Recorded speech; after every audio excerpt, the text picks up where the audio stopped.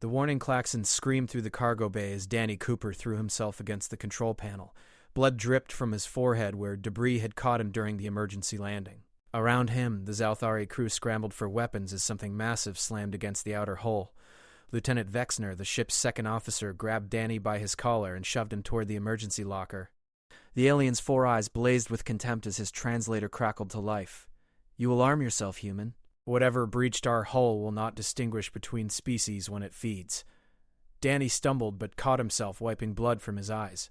Through the reinforced viewport, he could see movement in the purple twilight of the planet's surface. Something huge circled the crashed vessel, its shadow crossing the damaged hull, plating every few seconds. The rest of the crew had already armed themselves with plasma rifles and shock lances. Commander Zelthar stood at the head of the formation, her scales shifting from blue to aggressive crimson. "Prepare for breach," she commanded. "Target center mass. Do not hesitate."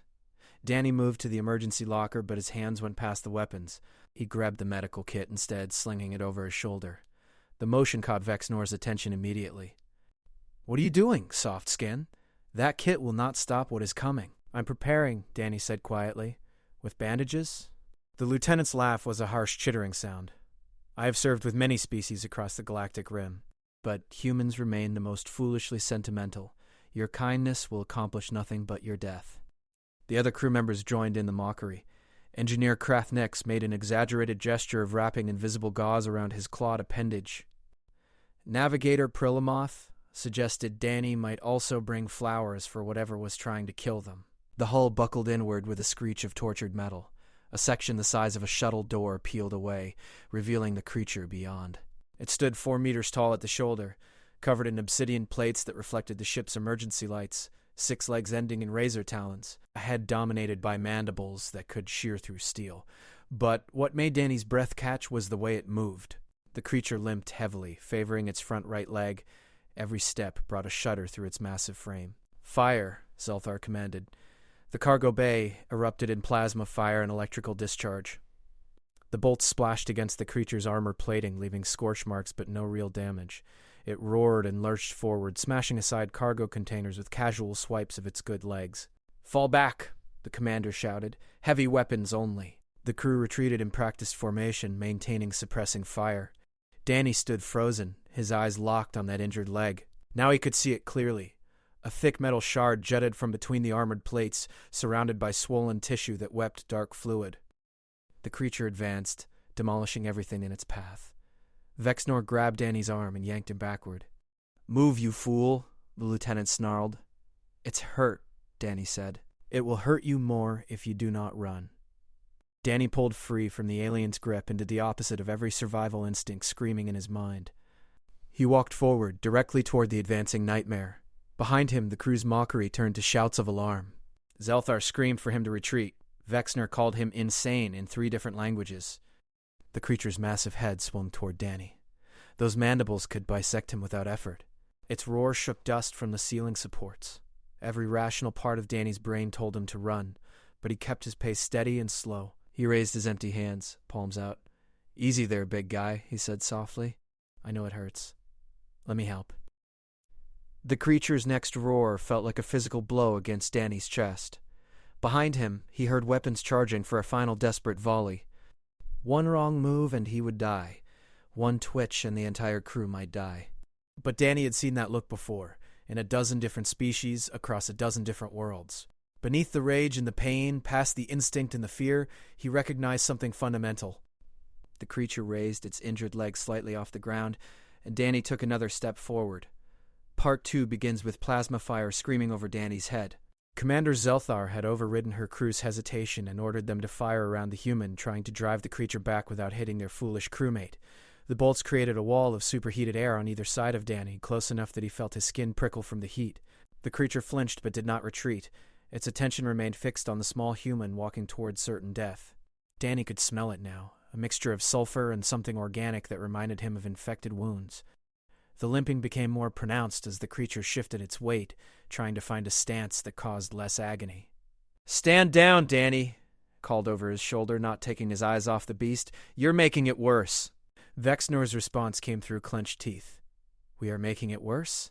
Human, you have lost your mind. Please, Danny said, still moving forward with measured steps. Trust me.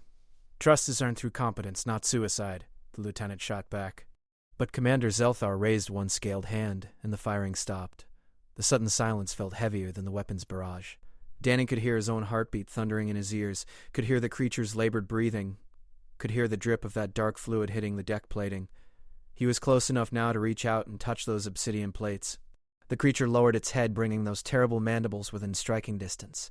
Danny could see his reflection in dozens of compound eyes that covered its skull. Each breath from the creature washed over him, hot and rank. Hey there, Danny, whispered. I'm going to help you, okay? This is going to hurt at first, but then it'll feel better. Behind him, Navigator Prillamoth made a sound like choking. You speak to it as if it understands. Maybe it does, Danny said. Maybe it doesn't. But tone matters.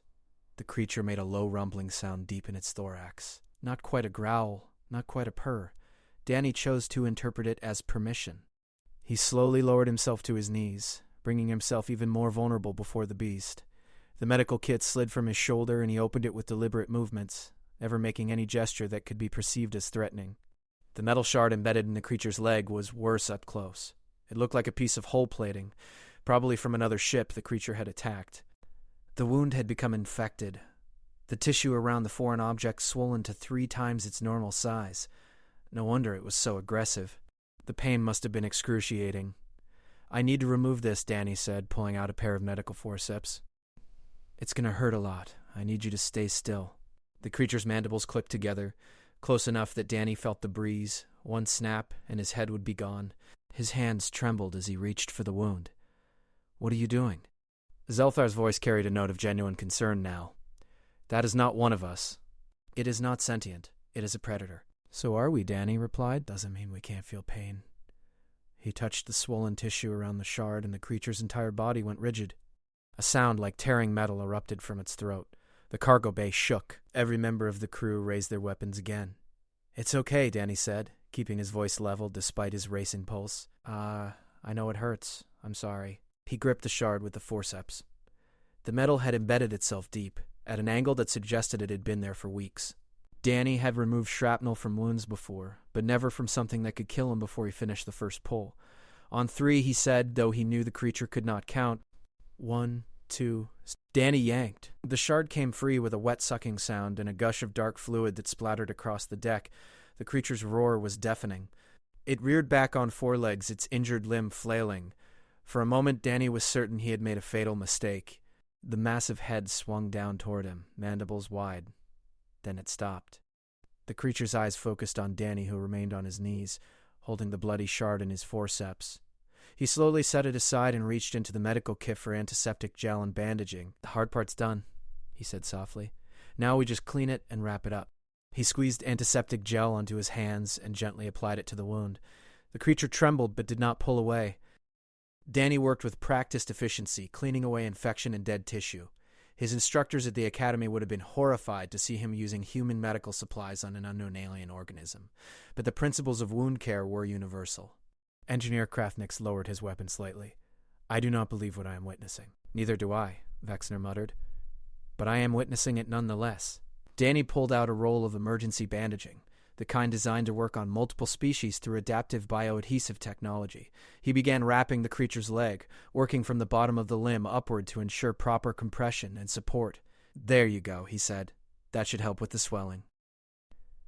You'll want to stay off it for a few days if you can. The creature made that rumbling sound again, deeper this time. It lowered its body closer to the ground, bringing its head level with Danny's. He found himself staring into those compound eyes, seeing his own face reflected hundreds of times. Slowly, carefully, Danny reached out and placed his hand on the creature's head, between its eyes. The obsidian plating was warm to the touch, almost hot. The creature's breathing slowed, the aggressive tremors in its muscles fading. You're going to be all right, Danny said. Behind him, he heard weapons being lowered. Footsteps approached cautiously. Commander Zeltar came to stand beside Danny, her scales shifting from crimson to a neutral gray. Explain yourself, human. Danny kept his hand on the creature's head. Back home, we had an old story. A slave pulled a thorn from a lion's paw, and the lion became his friend. Remembered him years later, saved his life in return. That is a children's fable. Vexner said, but his tone lacked its earlier contempt. Maybe, Danny agreed, but pain is real. Suffering is real. And sometimes the bravest thing you can do is show kindness to something that could destroy you. The creature shifted its weight, testing the bandaged leg. It still favored it, but the limp was less pronounced. The wild thrashing had ceased entirely. It turned its attention from Danny to the assembled crew, and everyone tensed again. Then, it simply walked away. The massive beast moved back through the hole it had torn in the hull, stepping carefully over debris. It paused at the opening and looked back at Danny one more time. The rumbling sound came again, and then it disappeared into the purple twilight. The cargo bay fell silent except for the hum of emergency systems and the drip of hydraulic fluid from damaged conduits. Danny sat back on his heels, suddenly aware of how badly his hands were shaking. The adrenaline that had kept him focused drained away, leaving him cold and trembling. Navigator Prilmoth was the first to speak. I have catalogued over 3,000 species in my career. I have never seen a thornback ravager behave that way. Thornback ravager? Danny looked at the dark fluid on his hands. Yes, Krathnik said. Apex predators native to this system. They have destroyed 17 survey missions. Attack on sight. Show no mercy. We were preparing to die when it breached our hull. But you did not die, Zelthar said quietly. She extended a scaled hand to Danny, helping him to his feet. Because you saw pain instead of a predator. I saw both, Danny said. Just chose to address the pain first. Vexnor approached, his 4 eyes studying Danny with an expression the human could not quite read. I mocked you, he said. I called your kindness foolishness. You weren't wrong to be scared, Danny replied. I was terrified. Yet you acted anyway. Part 3 opens with emergency repairs underway and the crew working in uncomfortable silence. Danny sat in the medical bay, cleaning the creature's blood from under his fingernails, while Zelthar's chief medical officer, a being named Quilvas, ran diagnostic scans over him. You were exposed to Ravager biological fluids, Quilvas said, her vocal membranes fluttering with concern. Unknown pathogens, potential toxins. You should be in quarantine. I'll be fine, Danny said, though he had no way of knowing that was true. You cannot know that. The medical officer's 6 arms moved in agitation. Woo! What you did was medically irresponsible, tactically unsound, and violated every first contact protocol in the Galactic Union Charter. But it worked. Quilvas paused, 2 of her hands hovering over her scanner. Yes, she admitted. Against all probability and reason, it worked. The medical bay doors slid open and Commander Zelthar entered, followed by Vexnor and 3 other senior crew members. Danny recognized the ship's chief of security, a hulking Draknari named Gorthek who looked like he could wrestle starships. We need to discuss what happened, Zelthar said, settling into a chair that adapted to her physiology. The emergency beacon has been activated. Rescue will arrive in approximately 16 hours. Before they do, I need to understand your actions. Danny set down the cloth he had been using. I saw an animal in pain and I helped it. That's all. That is not all, Vexner interjected. You risked not only your life, but the lives of this entire crew. If the Ravager had attacked during your intervention, we would all be dead. But it didn't attack, Danny said. You could not have known that, Gorthek rumbled. I have been in security for 40 cycles. I have faced pirates, terrorists, and hostile fauna across 100 worlds. Never have I seen anyone approach a Thornback Ravager. They are classified as shoot-on-sight threats throughout this entire sector. Maybe that's the problem, Danny said quietly. The room fell silent. Zelthar leaned forward. Explain. Danny took a breath, organizing his thoughts. Every species I have encountered in my 3 years with the Galactic Union operates on the same basic principle. Identify threats. Eliminate threats. Maintain distance from anything unknown. It is efficient. It is logical. But it also means you never stop to ask why something is a threat. The Ravager was a threat because it was attacking us, Vexnor said. It was attacking because it was in pain, Danny countered. That shard had been in its leg for weeks, maybe months. Every step was agony. When we crashed here, it probably saw our ship as either a threat to its territory or a potential source of relief. We responded with violence, which confirmed we were a threat, which escalated the situation. So you are suggesting we should have invited it aboard for medical treatment? Gorthek's tone dripped with sarcasm. No, Danny said. I am suggesting that maybe, just maybe, there is value in trying to understand something before you try to kill it. Zelthar's scales rippled through several colors before settling on a deep blue that Danny had learned indicated deep thought. You speak of understanding, but you acted without understanding. You knew nothing of Ravager biology, behavior, or psychology. You simply walked toward it with a medical kit. I knew it was hurt, Danny said. I knew pain when I saw it. The rest I figured out as I went.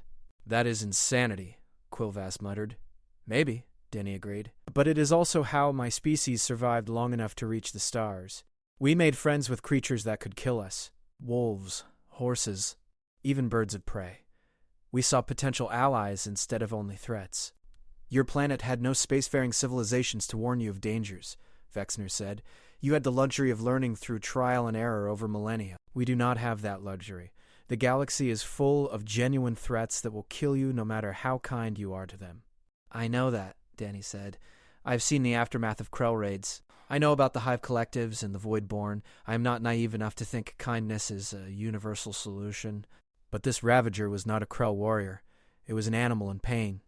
And now it knows we are here, Gorthek said. It knows our ship is vulnerable. It could return with its pack. It could, Danny admitted. But I don't think it will. Based on what evidence? Based on the fact that it left peacefully when it could have continued attacking. Based on the fact that it looked back at me before it departed. Based on the fact that sometimes you have to trust your instincts about another living being's intentions. The security chief made a sound like grinding stone. Instincts. This is what humanity brings to the Galactic Union. Instincts and sentiment. Before Danny could respond, alarms blared throughout the ship.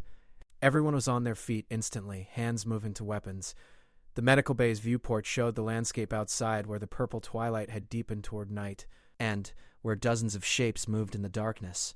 Report, Zelthar commanded, her scales flashing to full combat crimson. Vexner was already at a terminal pulling up external sensors. Multiple contacts approaching from the northwest. Ravager thermal signatures. I count at least 20 individuals. They are heading directly for us. Defensive positions, Gorthek barked. All personnel to battle stations. The crew scattered, each member moving with practiced efficiency toward their assigned positions. Danny stood frozen, staring at those approaching shapes. They moved differently than the injured Ravager had, their gait fluid and coordinated.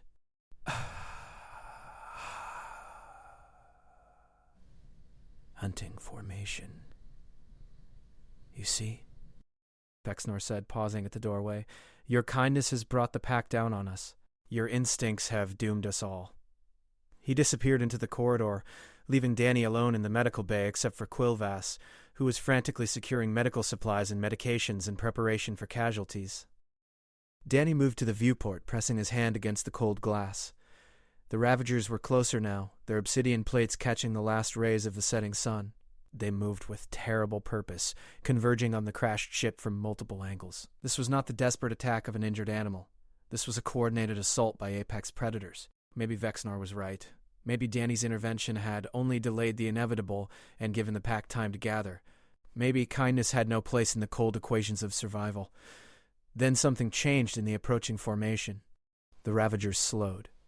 Their hunting pattern broke apart. Danny watched as they parted, creating a path through their ranks.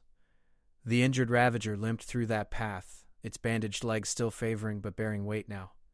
It moved to the front of the pack and stopped approximately 50 meters from the ship's damaged hull. The other Ravagers arranged themselves behind it, forming a semicircle but coming no closer. Quillvass joined Danny at the viewport. By the ancestors, she whispered. That is the one you treated. Danny nodded, unable to speak. His throat felt tight. Throughout the ship, crew members must have been watching the same scene. The command channel crackled to life. All stations hold fire, Zelthar ordered. Do not engage unless they attack. The pack leader, the injured Ravager Danny had helped, raised its head and made that deep rumbling sound. The other Ravagers responded in kind, creating a chorus that resonated through the ship's hull. Then, as one, they turned and moved away, disappearing into the purple darkness. Within minutes, the sensors showed nothing. The Ravagers had vanished as completely as if they had never been there. Danny felt his legs give out. He slid down the wall and sat on the floor, his entire body shaking.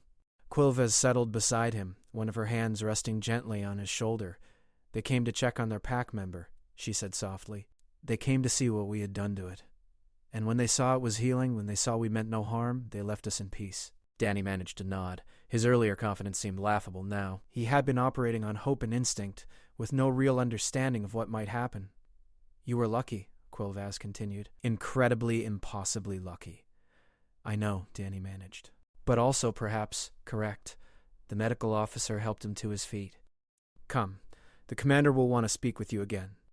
Part 4 begins with Danny standing in the ship's command center, facing a semicircle of senior officers. The emergency lighting cast harsh shadows across their faces, making even Zelthar's usually calm features look severe. 16 hours had passed since the Ravager pack had come and gone. Rescue ships were now 3 hours out. I have spent the night reviewing everything we know about Thornback Ravagers, Zelthar said. Her scales had settled into a neutral gray, but Danny could see flashes of other colors rippling beneath. Their classification as hostile fauna is based on 63 documented encounters over the past century. 41 resulted in total loss of personnel. 15 resulted in significant casualties. 7 resulted in successful retreat. None resulted in peaceful resolution. Until now, Vexner added. The lieutenant looked like he had not slept. His 4 eyes were dim, his movements sluggish. Until now, Zelthar confirmed, which presents a problem. Danny remained standing, arms at his sides. He had been prepared for commendation or punishment, but the commander's tone suggested neither. What kind of problem?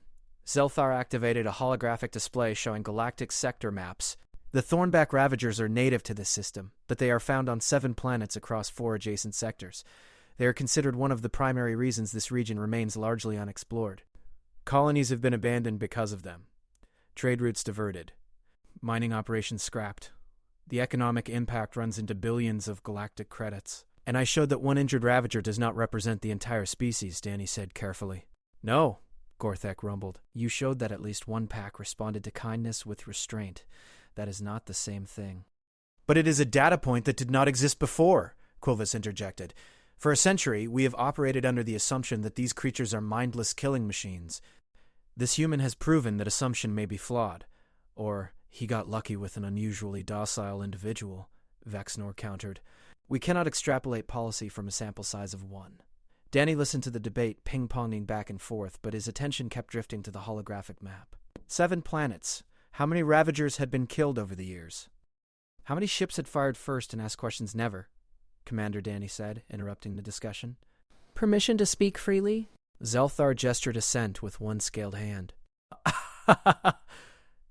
You are all arguing about whether my actions can be generalized into doctrine, Danny said. But you are missing the larger question. Why did we assume they were mindless in the first place? The room fell silent. Vexnor started to speak, then stopped. Engineer Krathnix, who had been quiet until now, made a clicking sound with his mandibles. Because they attacked us, Gorthek finally said, repeatedly. Lethally. And we attacked back, Danny replied. Repeatedly. Lethally. From their perspective, we are the hostile invaders. We crash or land on their worlds, we deploy weapons, we establish fortifications. How are they supposed to interpret that? They are animals, Vexner said, but his tone lacked conviction. Are they? Danny moved to the holographic display, gesturing at the star map. You said they are found across multiple planets in different systems. That suggests migration patterns or deliberate colonization. You said they coordinate attacks, which suggests communication and tactical thinking. You saw how the pack organized itself around their injured member, which suggests social structures and care for their wounded. These are not the behaviors of mindless beasts. Quilvis pulled up biological data on her terminal. I have been analyzing the scans I took of you after the encounter. The Ravager's blood contains complex proteins that suggest advanced neural development. Their brain mass, relative to body size, is comparable to some recognized sentient species. That proves nothing, Gorthik said. Brain mass does not equal intelligence. No, Zelthar said slowly. But it suggests we should investigate further before we continue treating them as vermin to be exterminated. The command center doors opened and Navigator Prilmoth entered, moving quickly despite his species' normally ponderous gait. Commander, I apologize for the interruption, but something is happening outside. Everyone moved to the viewports. The purple twilight had given way to full night, but the ship's external lights illuminated the landscape for 100 meters in every direction. At the edge of that light, shapes moved in the darkness. Ravagers, Gorthek confirmed, reaching for a weapon. Wait, Danny said. Look at what they are doing. The Ravagers were not approaching in hunting formation. Instead, they were depositing things at the perimeter of the light, large objects that they carried in their mandibles before setting them down carefully and retreating. More Ravagers came, adding to the collection, then disappearing back into the night. Scan those objects, Zelthar ordered. Prilmoth worked his console. Deceased fauna native to this planet. Still warm. Recently killed. They are bringing us food, Quilva said, her voice filled with wonder. The Ravagers continued their deliveries for another hour. By the time they finished, they had left enough fresh meat to feed the crew for weeks. Then they vanished into the night, leaving only the gifts behind. Danny felt something shift in his chest, an emotion he could not quite name. He looked at the other officers and saw his own confusion and wonder reflected in their faces. This changes everything, Zelthar said quietly. If they are capable of reciprocal gifting, if they understand the concept of gratitude and alliance, then they are not animals. They are people. Unrecognized people, Vexner added. People we have been killing for a century. The weight of that realization settled over the command center like a physical thing. Danny thought about all the ships that had opened fire on Ravager packs, all the orbital bombardments, all the colony defense systems programmed to kill on sight. What do we do? Krafnix asked. Zelthar straightened, her scales shifting to a deep blue that Danny had learned indicated determination. First, we document everything. Every sensor reading, every scan, every observation. When the rescue ships arrive, we present this evidence to Galactic Union Command. Second, we recommend immediate suspension of hostile action protocols regarding Thornback Ravagers pending further investigation. Third, we propose a formal study to determine if they meet the criteria for sentient species recognition. And if the Union refuses? Gorthek asked. Then we go public, Zelthar said. We release our findings to scientific journals, news services, independent researchers. We make it impossible for the Union to continue categorizing them as hostile fauna without serious scrutiny. That could end your career, Vexner said. The commander's scales flashed brilliant gold, a color Danny had never seen before. That it will be worth it. I joined the Galactic Union to explore and understand the galaxy, not to perpetuate genocide against species we never bothered to study properly. She turned to Danny. You were right, human. We should have asked why instead of simply responding to threat with violence. That is a lesson this crew will not forget. The external sensors chimed again. Prillamoth checked his readings, and his expression shifted to concern. Commander, the rescue fleet has entered orbit. They are hailing us. On screen, Zelthar ordered. The holographic display shifted to show Captain Morthek of the rescue vessel Distant Star. His scales were a healthy green, his eyes bright with relief. Commander Zelthar, we have you on sensors. Are you still under attack? Our tactical scans show multiple Ravager thermal signatures in your vicinity. Negative, Zelthar said. The situation is under control. Understood, Morthek replied. We are preparing an orbital strike to clear the area before we land. Stand by. Danny's blood ran cold. Belay that order, he shouted. Morthek's expression shifted to confusion. Who is that? This is Commander Zelthar. Cancel the strike immediately. That is a direct order. Commander, with respect, those are Ravagers. Standard protocol requires elimination before rescue operations begin. The protocol is wrong, Zelthar said. I am transmitting data now. Review it before you do anything else. This is highly irregular, Morthek began. Captain, Zelthar interrupted, her scales flashing deep crimson. If you launch that strike, you will be committing an act of war against a potentially sentient species.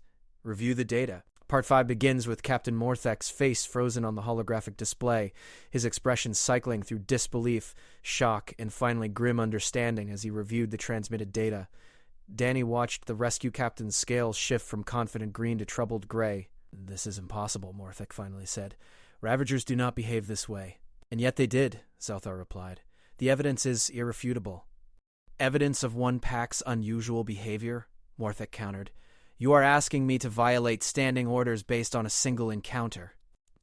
I am asking you to think, Zelthar said, to consider the possibility that we have been wrong about these creatures for 100 years. The rescue captain turned his attention to Danny. You are the human who approached the injured Ravager. Explain your reasoning. Danny stepped forward, aware that dozens of eyes across 2 ships were on him. I did not have complicated reasoning, Captain. I saw a creature in pain and I helped it. Everything that followed came from that.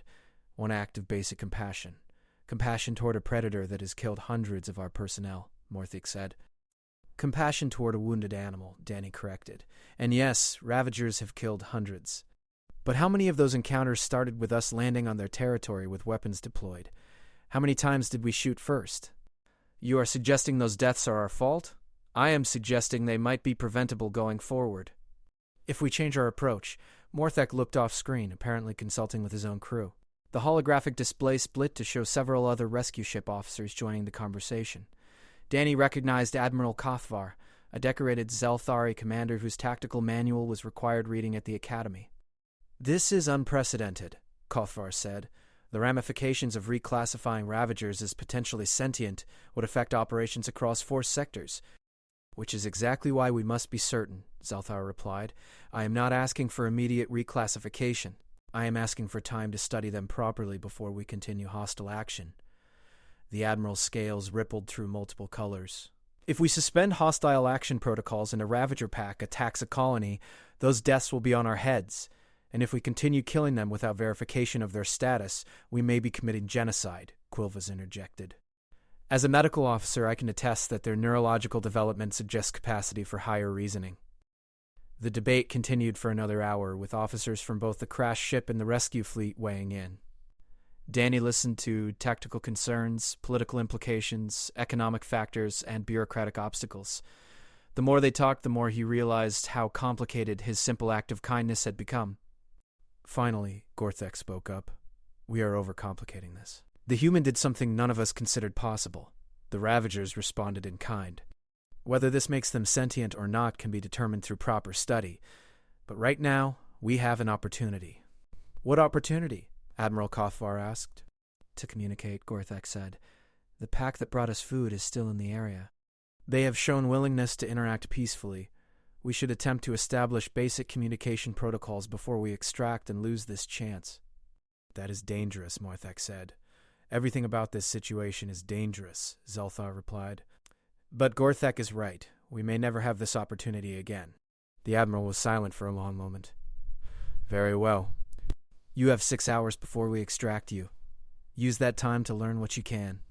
"But, Commander Zelthar, if this goes wrong, if anyone dies, it will end your career and possibly start an interspecies incident. Are you willing to accept that responsibility?" "I am," Zelthar said, without hesitation. "Then proceed." "We will maintain orbital position and monitor. At the first sign of hostile action, we will intervene." Kothvar out. The transmission ended, leaving the crew of the crashed ship staring at each other.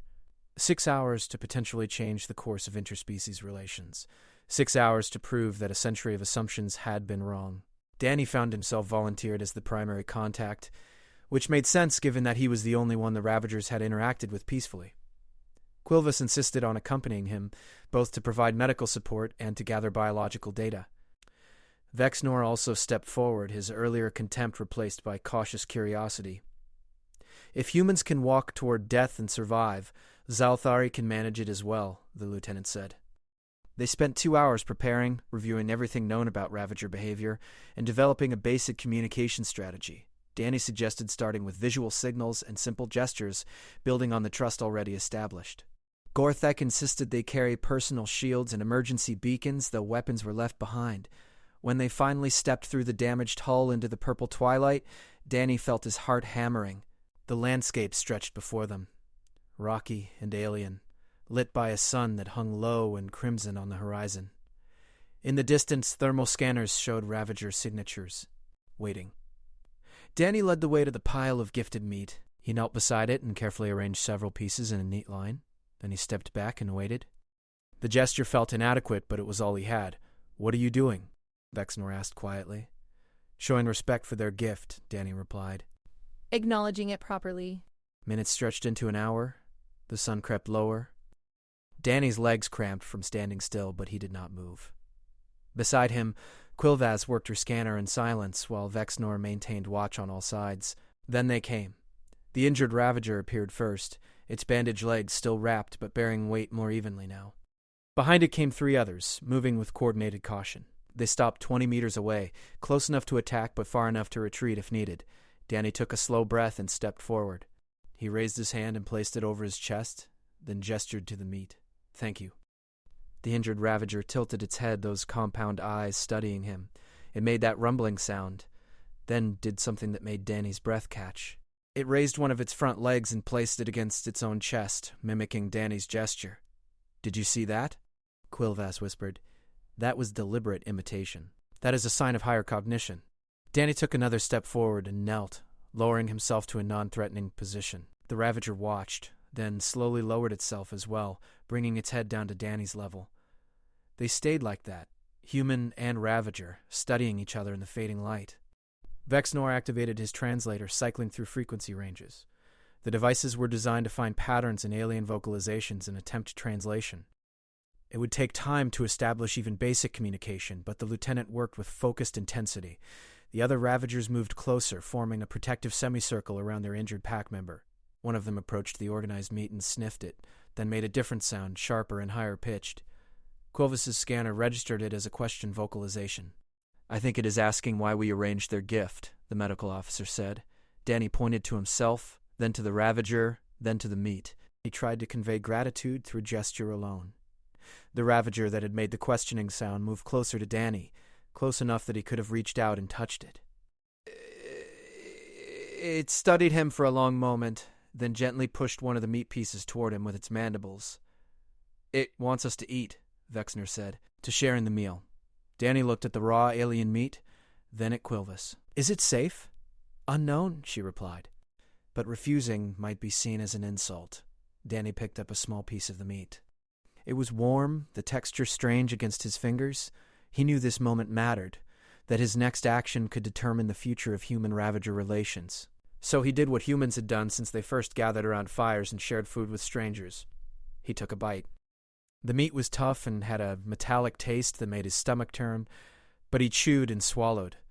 The Ravagers made a collective rumbling sound that he chose to interpret as approval. The injured one pushed another piece toward him, then picked up one itself and consumed it. "They are establishing social bonds through shared meals," Quilvaz said, her voice filled with excitement. "This is complex social behavior. This is culture." The translator in Vexnor's hand began to chirp and beep as it identified patterns. The lieutenant's 4 eyes widened as data scrolled across the small screen. "Commander," he said into his communicator, "you need to see this." "What is it?" Zelthar's voice crackled back. "The translator has isolated recurring sound patterns. They have language structure, subject-verb-object organization, conditional tenses, abstractions. These are not animals. These are people. The transmission was relayed to the rescue fleet, to Admiral Kothvar and Captain Morthek, to recording devices that would preserve this moment for history. A 6-hour deadline no longer mattered. Everything had changed. Danny sat with the Ravagers as the sun set completely, sharing their gifted meal and learning their language one painful word at a time. Quilvaz collected biological samples with permission, using gestures and simple drawings to explain her purpose. Vexnor worked the translator until basic communication became possible. The injured Ravager, who they learned was called something that translated approximately to "stone that endures," had been hurt defending its territory from what it thought was an invasion. When Danny helped it, Stone That Endures had returned to its pack and communicated what had happened. The pack had debated, argued, and finally decided to approach with gifts rather than violence. "We thought you were destroyers," Stone That Endures vocalized through the translator, the words broken and stilted but understandable. "You come in sky shells that burn our land. You bring fire that cuts. You take our packmates. We thought you were monsters," Danny replied through the same device. "We did not know you could think, could feel, could choose. Now we know different," Stone That Endures said. "Now we can choose peace." When the rescue shuttles finally landed, they found Danny Cooper sitting in a circle with 5 Thornback Ravagers, sharing meat and stories under an alien sky. The image was transmitted across the Galactic Union, appearing on news feeds and in scientific journals, analyzed by diplomats and studied by xenobiologists. The Thornback Ravagers were recognized as a sentient species 3 months later. Contact protocols were established. Trade negotiations began. The 4 sectors that had been considered too dangerous for settlement became home to the first joint human Ravager research stations. Danny Cooper became a reluctant celebrity, interviewed endlessly about the moment he chose kindness over fear. But he always said the same thing in every interview. "I just bandaged a hurt animal." Everything else followed from that. Maybe if we remembered that every being we meet is capable of pain, capable of gratitude, capable of change, we would have fewer enemies and more friends. Commander Zelthar was promoted to Admiral and placed in charge of first contact protocols for the entire Union. Vexnor became humanity's biggest advocate among the Zelthari, arguing passionately for diplomatic solutions over military ones. Quilvis published 17 papers on Ravager biology and became the leading expert on their species. And, on a rocky planet with purple twilight and crimson suns, humans and Ravagers built something new together. Not an empire or a conquest, but a friendship forged in the simplest of gestures. A bandage on a wounded paw. A choice to help rather than hurt. A reminder that sometimes the bravest thing you can do is show kindness to something that could destroy you and trust the kindness will be returned. Because in the end, that is what it means to be human. Not superior strength or advanced technology, but the stubborn, foolish, wonderful belief that even in a dangerous galaxy, compassion matters.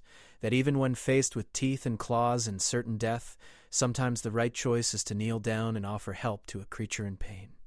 Danny Cooper understood that truth on a fundamental level, and because he did, the galaxy became a little less dangerous and a little more kind.